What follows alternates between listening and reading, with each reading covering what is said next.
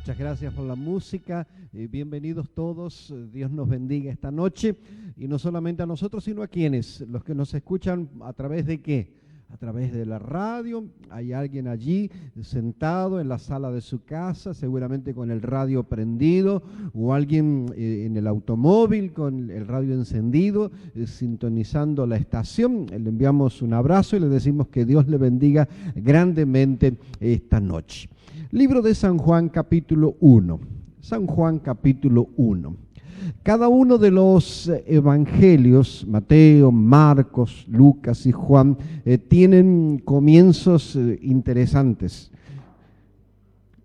Me gusta especialmente el de Juan, y especialmente por algo. Lo leo y luego hablamos sobre lo que dice. En el principio era el Verbo, y el Verbo era con Dios, y el Verbo era Dios. Este era en el principio con Dios. Todas las cosas por Él fueron hechas, y sin Él nada de lo que ha sido hecho fue hecho. En Él estaba la vida, y la vida era la luz de los hombres. La luz en las tinieblas resplandece, y las tinieblas no prevalecieron contra ella. Hubo un hombre enviado de Dios, el cual se llamaba Juan. Este vino por testimonio, para que diese testimonio de la luz, a fin de que todos creyesen por él.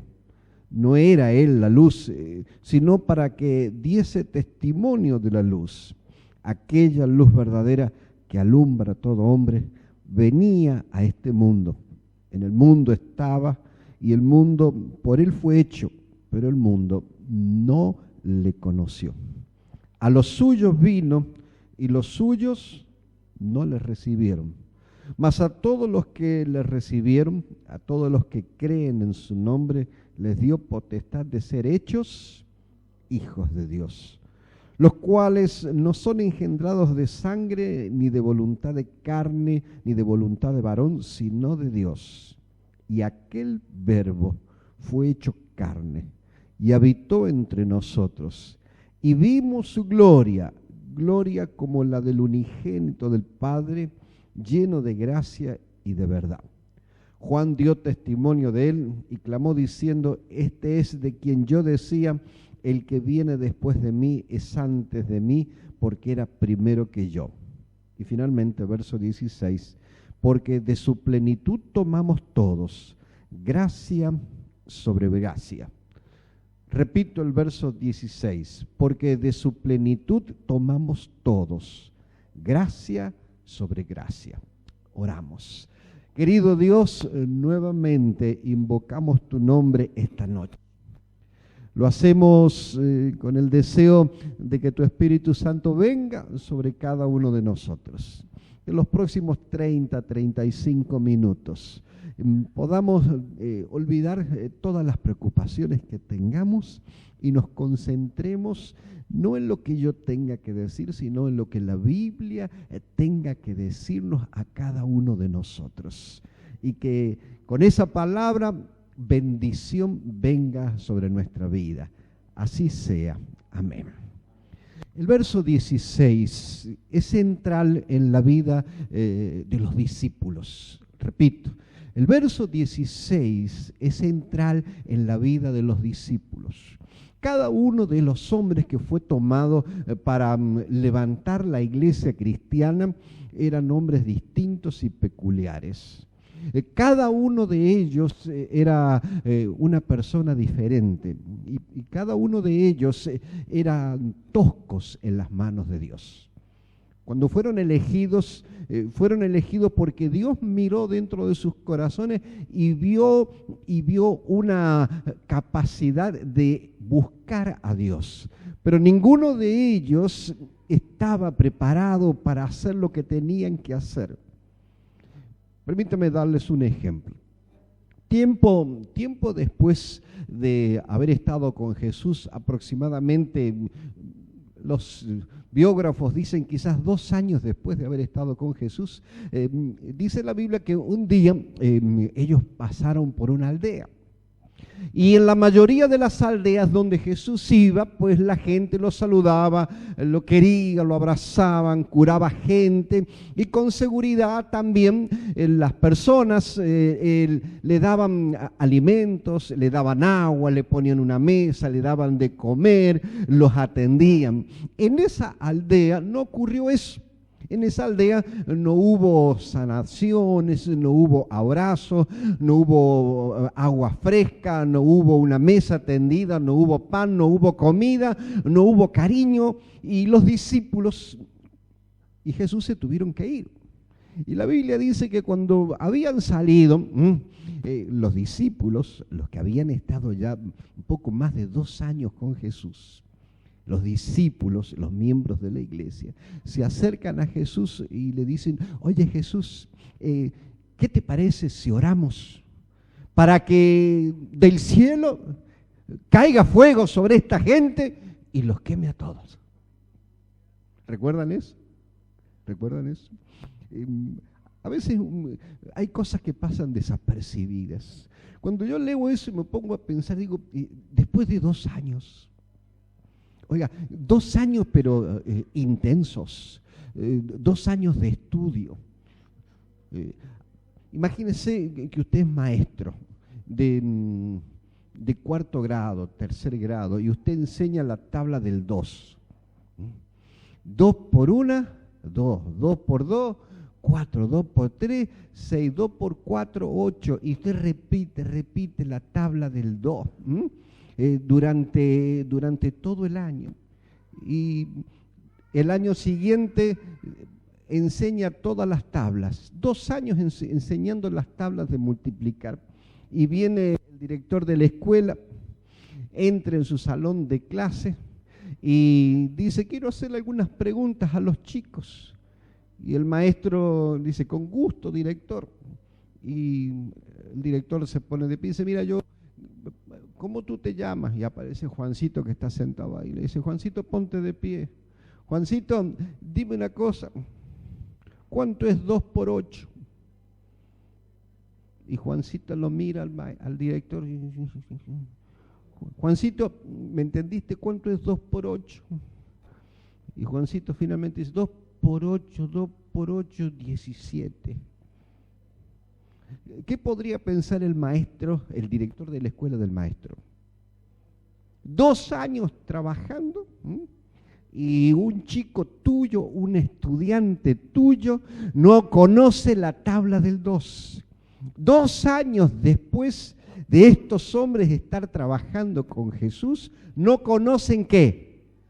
No conocen lo básico, no conocen la tabla del 2. No conocen la tabla del 2. Pero con el tiempo ellos aprenderían la tabla del 2. Y con el tiempo, conociendo la tabla del 2, llegarían a ser ingenieros en mecánica cuántica con el mensaje del Evangelio. ¿Amén? Déjenme explicárselos, a ver si logro hacerme entender. ¿Qué es lo que los discípulos después de 2 años no habían entendido? Ellos no habían comprendido lo básico del mensaje del Evangelio, que está justamente en San Juan capítulo 1, el verso 14, el 15, el 16. Ellos no habían entendido eso. Con el tiempo lo entienden, con el tiempo lo comprenden, con el tiempo lo predican, con el tiempo lo viven, con el tiempo logran que en pocos años lo que se comenzó con nada más que con 11, con 12 personas, haga que la iglesia sea una iglesia de millones de personas. ¿Producto de qué? De que aprendieron la tabla del 2. ¿Qué tengo que aprender yo para yo ser feliz? ¿Y qué tengo que aprender yo para ser feliz a la gente que está a mi lado? ¿Y qué tengo que aprender yo para poder heredar la eternidad? Tengo que aprender la tabla del 2. Y usted sentado acá, oyendo en la radio, dice: pastor, ¿y cuál es la tabla del 2? Dice el verso 14: y aquel verbo fue hecho carne. ¿Quién es el verbo? Obviamente estamos hablando de la encarnación de Dios aquí en la tierra a través de la persona de Jesucristo. O sea, el verbo, la fuerza de Dios se encarna ¿en quién? En la persona de Jesucristo. Jesucristo es ¿quién? Jesucristo es Dios. Él viene para mostrar el carácter del Padre a la tierra. Y aquel verbo fue hecho carne. ¿Y qué hizo? Habitó entre nosotros. Y luego dice, ¿y vimos qué cosa? ¿Y vimos qué cosa? Y vimos su gloria. Jesucristo vino para que nosotros, para que los discípulos pudieran ver ¿qué cosa? La gloria de ¿quién? La gloria de Dios. Oiga, estamos hablando de algo muy grande, ¿saben? Estamos hablando de algo muy poderoso. Los discípulos y nosotros teníamos y tenemos la oportunidad de ver ¿qué cosa? La gloria de Dios. Y cuando usted habla de la gloria de Dios, uno rápido se arroba en pensamiento. ¿Qué es la gloria de Dios?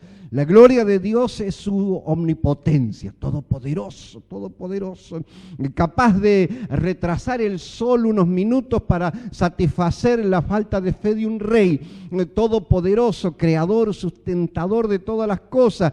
Dicen los estudiosos que el universo se sigue expandiendo todavía.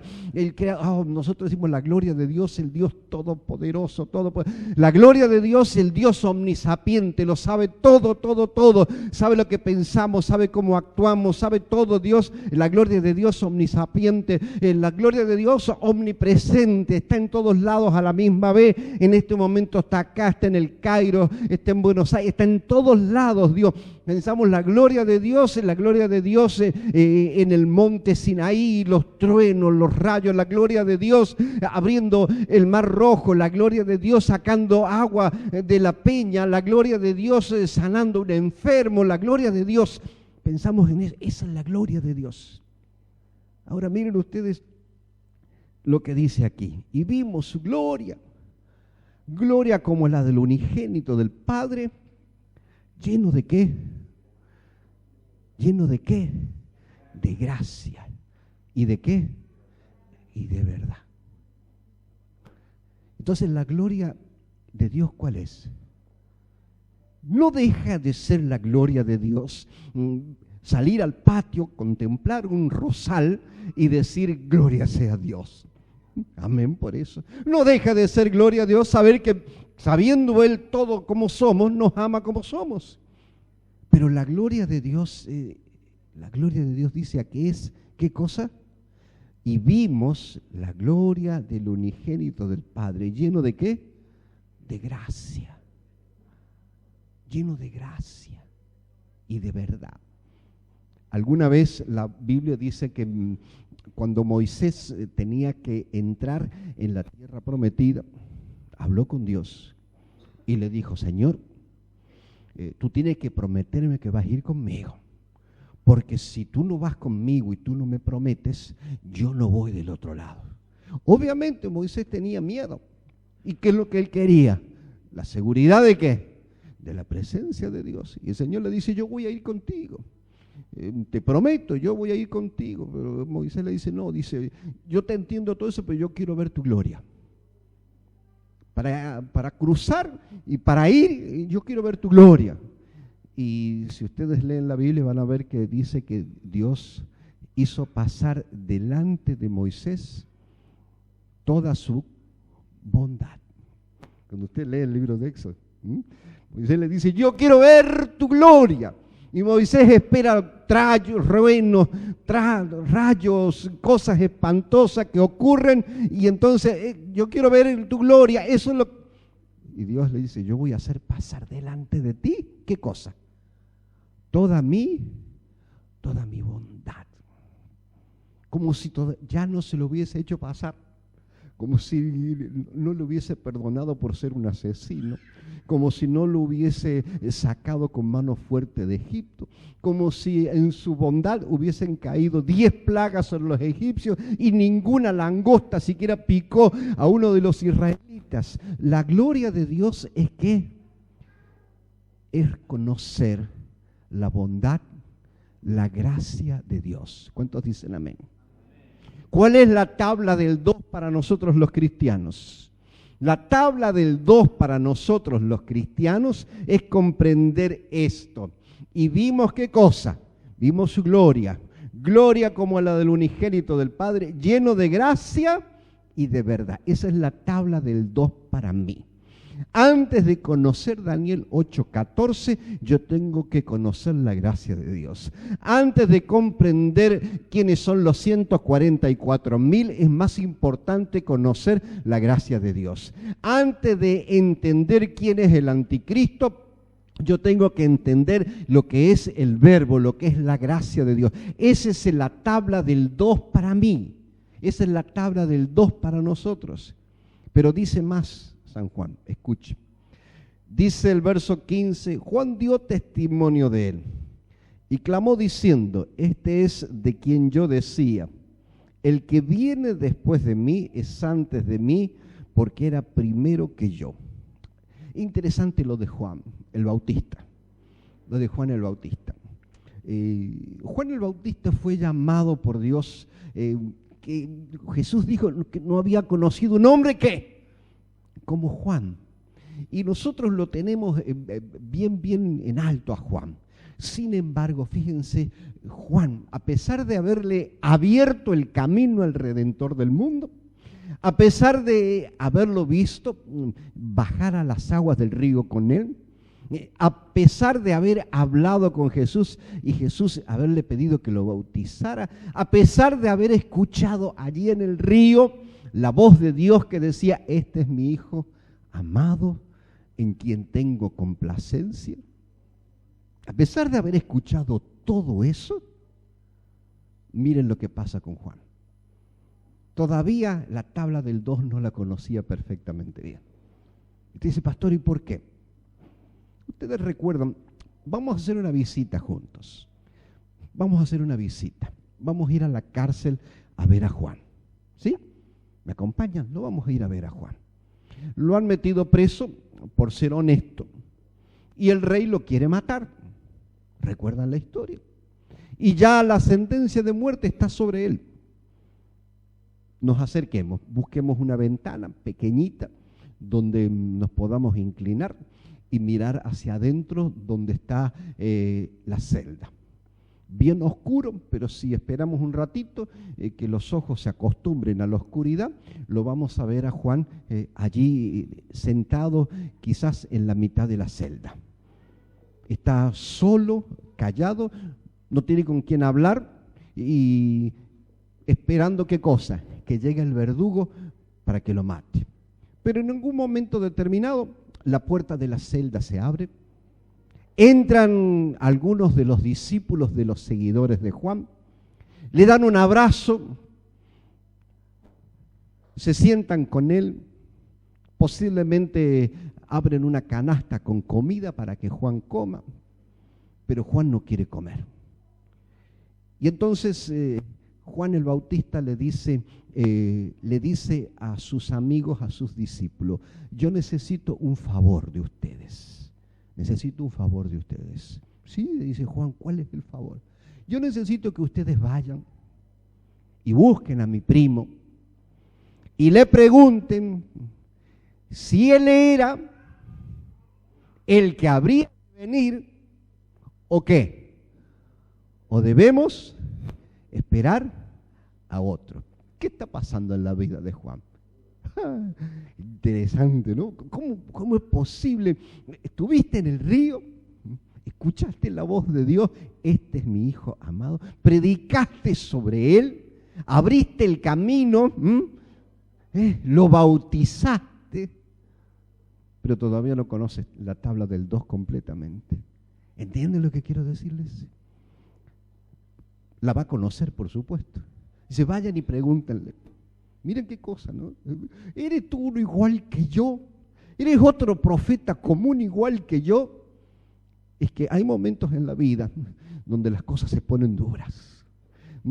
Cuando tú sientes el ruido de la lima que está afilando el hacha al otro lado de la celda y sabe que no hay escapatoria y te van a venir a matar, entonces es que algunas veces afloran la falta de relación personal con Cristo. No es que aflore la falta de asistencia al culto, no es que aflore la falta de estudio de la Biblia. Cuando la cosa se pone mal y tú estás perdiendo la fe y yo estoy perdiendo la fe, es porque aflora algo que no he tenido, algo que tuvo María y que nadie le podía quitar. ¿Relación con quién? Relación con Cristo. Nadie te puede quitar eso. Marta, Marta, afanada estás. María ha elegido ¿qué cosa? La mejor parte. ¿Cuál es la mejor parte? Relación con Cristo. Relación con Cristo.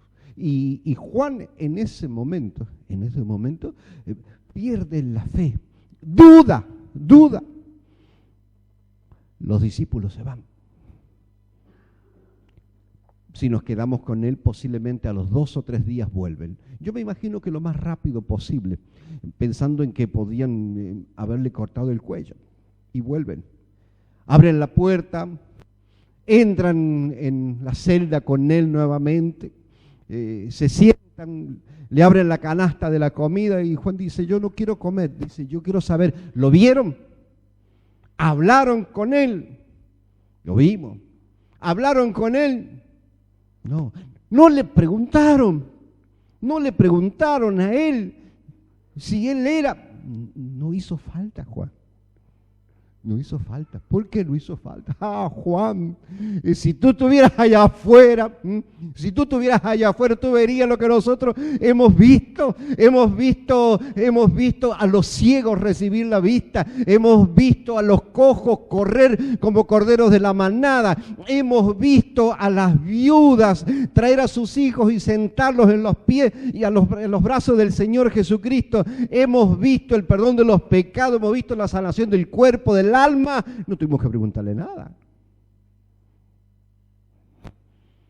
Y Juan respira para adentro y entonces puede repetir la tabla del 2 con confianza. Ahora, ¿qué aprendió? La tabla del 2. Los amigos se van, al rato la puerta se abre, vienen los carceleros, lo buscan. No hay que empujarlo, no hay que arrastrarlo, no hay que maniatarlo. Pone su cabeza solita sobre el cadalso y sin siquiera cerrar los ojos, espera que caiga el hacha y que ruede su cabeza. ¿Cómo es posible que un hombre viva de esa forma y muera de esa forma? ¿Por qué? Porque aprendió ¿qué? Aprendió la tabla ¿de dónde? La tabla del 2. ¿Cuál es la tabla del 2? La tabla del 2, léanlo, el versículo 16. Dice, porque de su plenitud tomamos todo, gracia sobre gracia. ¿Qué es lo que tomamos de Jesús?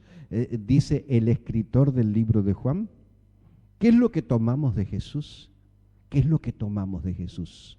Tomamos las enseñanzas sobre el divorcio, amén, gloria a Dios. Tomamos de Jesús, ¿qué cosa? Las enseñanzas sobre los mandamientos, gloria a Dios, sí tomamos de eso. Pero de todo lo que tomamos, bebimos, ¿qué cosa? Gracia sobre gracia. Lo que hizo poderoso a Juan, lo que hizo poderoso a Lucas, lo que hizo poderoso a los discípulos, lo que les permitió morir sonriendo y vivir felices y sirviendo aquí en la tierra, es que ellos bebían ¿qué cosa? Gracia sobre gracia. Amén. ¿Qué es lo que yo necesito saber? ¿Cuán grande es qué cosa? ¿Cuán grande es la gracia de Dios? ¿Estamos claros con eso? ¿Necesitamos saber cuán grande es la gracia de Dios? ¿Y cómo sabemos cuán grande es? Hoy visitábamos una dama y nos contaba una historia tremenda. Es una historia de la gracia de Dios. Y me vienen a la mente tantas historias, pero voy a ir a la Biblia un ratito, pero les cuento una de la que yo digo que es de la gracia de Dios. Un día, andando en el auto, era de noche, iba para la iglesia yo, me di cuenta que tenía un auto muy cerca mío. Yo doblé a la izquierda, él dobló a la izquierda, doblé a la derecha, doblé a la derecha, dobló a la derecha.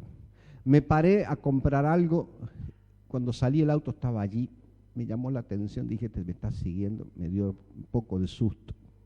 Subí al auto y seguí, yo iba para el culto a predicar un día miércoles, y seguí andando hasta que llegué a la iglesia y el auto estacionó un poco más apartado de mí. Había llegado temprano yo, apenas si había una luz prendida en la iglesia. Y yo dije, ¿me bajo o no me bajo? Esperé un rato y dije, bueno, tengo que bajar. El auto estaba estacionado allí. Me bajé. Y del otro auto se bajó un muchacho. Yo fui hasta la iglesia y entonces él fue hasta la iglesia también. Yo nunca lo había visto. Me pongo a conversar con él y me dice, pastor, me dice, nos sentamos y se puso a llorar. Me dice, ¿sabe una cosa, pastor? Dice, ¿usted no me conoce? No, le digo, no te conozco. Digo, en esta iglesia yo me bauticé hace años atrás. Le digo, qué lindo. Dice, pero hace mucho tiempo que no vengo. Le digo, ¿por qué viniste esta noche? Siguiéndolo a usted. Digo, ¿por qué me seguías a mí? Dice, no lo seguía a usted, seguía su auto. ¿Y por qué seguías mi auto? Dice, porque mi esposa tiene un auto igual al suyo. Igual al suyo. Y mi esposa me está siendo infiel. Y entonces me crucé. Pensé que era el auto de ella. Pensé que era el auto de ella. Y pensé que iba a verse con el amante. Y si tengo un revólver ahí en el auto. Si se encontraban, la iba a matar. Al rato de andar detrás del auto suyo, dice, tenía un fuego por dentro. Y cuando me di cuenta que entraba al barrio París, así se llama el barrio donde estaba la iglesia, y veo que usted estaciona aquí, dice, no puedo menos que llorar. Dios me ha traído de regreso a su casa, siguiendo el auto que yo pensaba que era de mi esposa. ¿Cuántos dicen amén? ¿Entienden lo que son las historias de gracia? Eso se llama ¿cómo? ¿Eso se llama cómo? Se llama gracia de Dios. ¿Qué es lo que bebieron los discípulos? La gracia de Dios. ¿Qué tengo que beber yo todos los días? ¿Qué cosa? La gracia de Dios. Déjenme contarles una historia de gracia, cortita. Vamos para allá, vayan conmigo al libro de San Marcos, capítulo 8, verso 22 en adelante. Vamos a ver una historia de gracia. San Marcos, capítulo 8, verso 22 en adelante. Búsquelo, encuéntrelo. Historia de gracia sobre gracia. San Marcos 8, verso 22 en adelante. Vino luego a Betsaida y le trajeron, ¿qué cosa? Un ciego. Vino a Betsaida y ¿qué pasó? Le trajeron un ciego. Yo le llamo, en los evangelios está el evangelio de los traídos. Sí. Yo estoy convencido de que hay un evangelio de los traídos. Porque este hombre dice, ¿qué cosa? Ciego. Pero luego hay una coma, dice, es ciego y le rogaron que le tocase. O sea, el hombre es ciego, pero no es ¿qué? Pero no es mudo.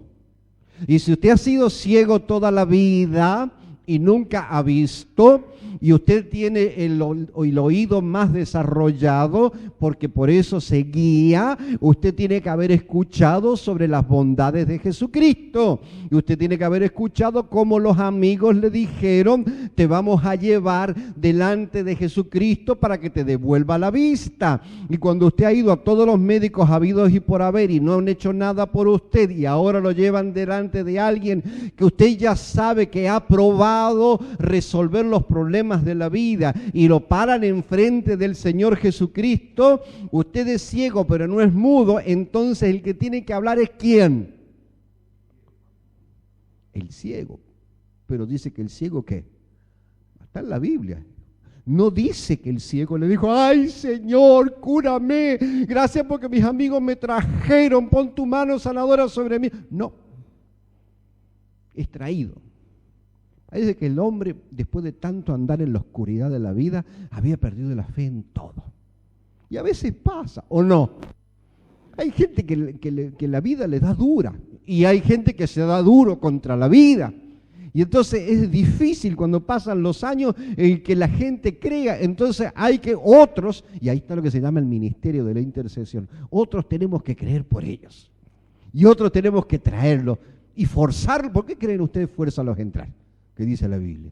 Porque hay gente que va a necesitar, ¿qué cosa? Va a necesitar el empujón de otros para que crean. Yo tenía una muchacha en la iglesia llamada Margarita. Y Margarita, muy buena chica, una piba muy buena. Y venía a la iglesia hacía como 2 años ya. Y yo siempre decía, Margarita, tanto tiempo en la iglesia, ¿por qué tú no te bautizas, chica? Y ella me decía, pastor, pronto me voy a bautizar, ya va a ver, pronto me bautizo. Y siempre que teníamos bautismo yo le invitaba, Margarita, ven, bautízate, chica, dale. Ya pronto, pastor. Un día la invité a que viniera más temprano a la iglesia y la llevé ahí atrás de esa cortina azul está el bautisterio, ¿cierto, pastor? La llevé adentro del bautisterio y le dije, oye, Margarita, adentro del bautisterio le abrí la Biblia, me inspiré todo yo y le di un estudio bíblico sobre lo que es la muerte en Cristo, la resurrección en el Señor, el perdón de los pecados, me inspiré yo, fíjate vos, parecía yo, qué sé yo, el apóstol Pablo ahí predicando. Y yo dije, ya la tengo convencida. Y le digo, bueno, mira, mañana sábado hay bautismo acá. ¿Te bautizas, Margarita? Y si yo le aviso, pastor. Fracaso total el mío. Tiempo después, saliendo con los jóvenes de la iglesia, nos fuimos a las montañas. Hay un deporte que se llama rappelling, que es subir a las montañas con soga. Y a los chicos les gustaba, yo era mucho más joven y lo hacíamos con ellos. Y nos fuimos a hacer rappelling. Cuando Margarita venía subiendo una montaña grande, alta así como la iglesia esta, una pared de piedra, y venía por la mitad, una piedra se salió de algún lado y justo la piedra le dio en la cabeza. Y ella quedó colgando allí, desmayada. La bajamos, desesperados, la cargamos en un auto, le rajó la cabeza a la piedra, la llevamos al hospital, la metieron en sala de emergencia, yo parado en la puerta desesperado por saber qué le pasaba a la chica. Al rato la enfermera me llamó y me dice, ¿quién es el pastor Ponce? Le digo, yo, ella lo llama. Y entré, y ahí la habían vendado. Le digo, ¿cómo estás, Margarita? Me dice, pastor, dice, estoy bien. Le digo, nena, ¿podemos hacer alguna cosa por ti? Ya voy a llamar a tu papá, en ese tiempo no había celulares, vamos a buscar a tu familia, ¿qué puedo hacer por ti? Me dice, una cosa, pastor. Le digo, ¿qué, mija? Dime, ¿cuándo dijo que es el próximo bautismo?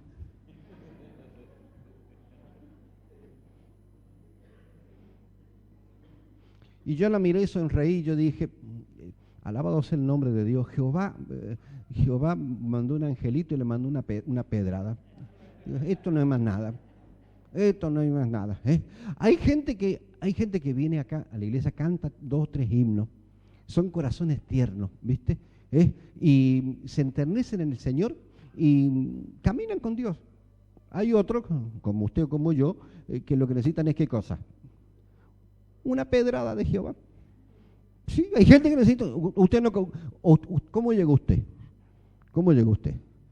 ¿Usted llegó porque vino volando como un angelito o vino porque lo bajó una pedrada del Señor? Hay gente que lo bajó una pedrada del Señor. ¿Entiende? Este hombre, el ciego, es traído y él no habla. Entonces, ¿qué cosa? Los amigos están ¿qué? Fuérzalos a entrar. ¿Usted conoce a alguien así? Invítelo mañana. Mira, vente mañana para la iglesia. Ven a la iglesia. Invítelo que venga una noche. Fuércelo a entrar. Este hombre dice que los amigos le rogaron que le tocase. No cesemos nunca del ministerio de intercesión, especialmente por los hijos. El ministerio de intercesión es poderoso, familia. Cuando alguien no ora, nosotros oramos por ello. ¿Qué hacía Job? Cuando usted abre el libro, dice que Job ofreció holocausto y oración a Dios, pensando en quién. Dice, anoche mis hijos, que son todos lindos, todos buenos, que están llenos de plata, hicieron un fiestón en la casa. Capaz que alguno metió la pata, Señor, ¿qué hacía? ¿Cómo se llama eso? ¿Ministerio de qué? De intercesión. Y le rogaron que le tocase. Verso 23. Entonces, tomando la mano del ciego, ¿qué hizo? Tomando la mano del ciego. ¿Qué le habían rogado los amigos? ¿Qué cosa? Que le tocara. ¿Qué había escuchado posiblemente el ciego? ¿Qué había escuchado? Que con el toque, ¿solamente con qué? Ahora piense, Jesús está enfrente del ciego. ¿Y qué hace Jesús? Le da la mano al ciego. Le da la mano al ciego. ¿Qué puede pensar el ciego cuando Jesús lo toca? ¿Qué es lo que pidieron los amigos? Que lo tocase. ¿Sabían que con el toque Jesús sanaba? Sí. Y cuando Jesús le da la mano al ciego, ¿el ciego ve? No. No. ¿Qué dice allí? ¿Qué dice la Biblia? Léalo. ¿Y lo sacó dónde? Imagínense esto. El ciego está ciego. Él esperaba que con el toque solamente de Jesús, él debe haber estado sano. Para colmo, Jesús ni dice nada. ¿Qué es lo que hace? Le da la mano y, permítame, venga conmigo. Acá tengo el ciego. Dame la otra manita. Entonces, Jesús le da la mano y no dice que le diga nada, sencillamente que empieza a hacer ¿qué? Arrastrarlo. Venga conmigo. ¿El ciego estaba acostumbrado a que lo llevaran de la mano, sí o no? Sí. Estaba acostumbrado a que lo llevaran de la mano. Ahora lo están llevando de la mano. Lo van llevando. ¿Y lo saca dónde? Póngale que se encontraron en la plaza, en la mitad de la ciudad. ¿Cuántas cuadras? 8, 10 cuadras para salir de la ciudad. 8, 10 cuadras. El ciego, si usted fuese ciego y lo van arrastrando de la mano, ¿usted qué hubiera hecho? Che, para una cosa, ¿para dónde me llevás? No es cuestión de abusar del pobre ciego, ¿para dónde me llevás? Y la Biblia dice que Jesús no dice nada. Y si hubiese estado usted en el lugar, ¿qué hubiese hecho? Yo de curioso y de chismoso, ¿qué cosa? Me voy detrás de ellos, porque tengo que saber qué es lo que está pasando. ¿Dónde van estos dos? Se lleva al ciego. Viene Judas, Señor, ¿dónde vas con el ciego? ¿Para dónde va? Y Jesús no dice nada y camina, ni camina 1 cuadra, 2 cuadras, 3 cuadras, 5 cuadras, 6 cuadras, y se va haciendo grande la fila de gente. Imagínense un montón de gente detrás, Jesús caminando con el ciego. Meta a caminar con el ciego, lleva, y ¿por qué sacarlo de la ciudad? ¿Por qué no sanarlo instantáneamente? ¿Por qué? Porque muchas veces, queridos, gracias, muchas veces hay cosas que deben demorar, porque no hay nada más lindo que el toque de Jesús. ¿Qué dije? El ciego tiene que haber sentido la mano de muchas personas, pero nunca sintió la mano de Jesús. Yo estoy convencido de eso.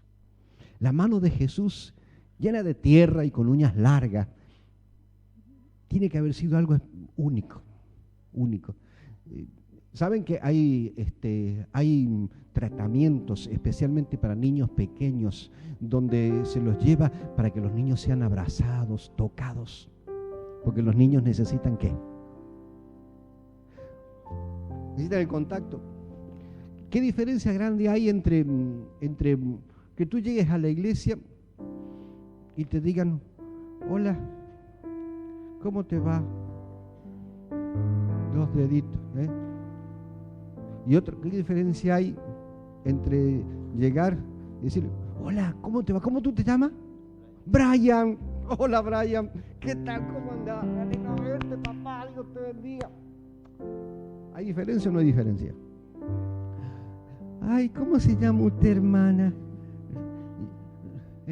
Raquel, bienvenida, ¿sabes? Bienvenida. Ay, qué linda, Raquel. ¿Tú sabes lo lindo que es el toque, eh? ¿Tú sabes lo lindo? Hay estudios hechos que dicen que la gente prefiere que en la puerta de la iglesia, a la salida, el pastor te dé la mano, te diga, hola, ¿cómo anda papá? ¿Todo bien? A que lo visite en la casa y le coma toda la comida. Hay estudios hechos. El toque. Ahí va Jesús con el ciego.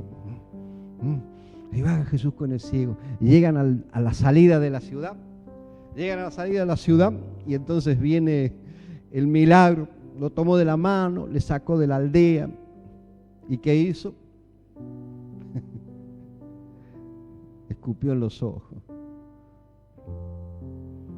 Le puso las manos encima y le preguntó si veía algo.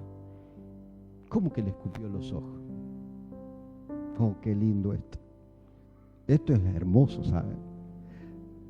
¿Qué tenía el ciego en los ojos? Aparte del ciego, ¿qué tenía? Compadre, vivía solo, seguro. Tenía mugre, tierra, tenía ¿qué más? ¿Tenía qué? Lagaña, mugre tenía en los ojos. No era el ciego Andrea Bocelli que lo bañan y lo perfuman y vos lo ves, no. Era un ciego que vivía en la calle, y tiene los ojos como llenos, tapados de qué? Tapados de mugre. No hay agua. Entonces Jesús saliva. Usted le lavaría los ojos a una persona, le sacaría las lagañas de los ojos. ¿Por qué lo hace Jesús? ¿Por qué qué? ¿Y por qué nos ama? ¿Somos qué? Somos sus hijos. ¿Usted le tiene asco a su hijo? ¿Usted le tiene asco a su hijo? Alguna vez yo visitando un enfermo de SIDA, estaba con uno de los síntomas del SIDA, que es el sarcoma de Kaposi. ¿Saben lo que es? Es un cáncer que brota a través de la piel y te sale toda la pus para afuera, podrirse en vida. Y yo entré allí dentro, estuve un rato con él y me acuerdo a la salida, estaba la mamá, la viejita, con un frasco de alcohol para que yo me limpiara las manos porque había tocado a su hijo que tenía SIDA. Ella lo bañaba, pero quería que yo estuviese limpio. ¿Usted creen que esa viejita le tenía asco a su hijo? ¿Usted cree que Dios le tenía asco al ciego? Qué cosa hermosa eso. Dios no nos tiene asco, queridos. El diablo nos tiene asco, porque somos los hijos de Dios. Y por eso nos mete en la cabeza, ¿no es cierto? Nos mete en la cabeza, mira, para que tu vida cambie, tú tienes que venir a la iglesia, tienes que hacer esto, tienes que hacer aquello. Aprende el 2x2. ¿Gracia sobre qué? Gracia. Toda la mugre me la saca Cristo Jesús porque es mi papá y me ama. No importa la mugre que sea, me la va a sacar. Voy a orar.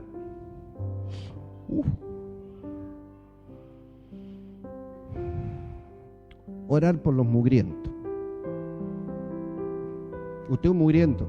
Pues venga, vamos a orar, querido. Qué lindo. Véngase, Brian. Vamos a orar.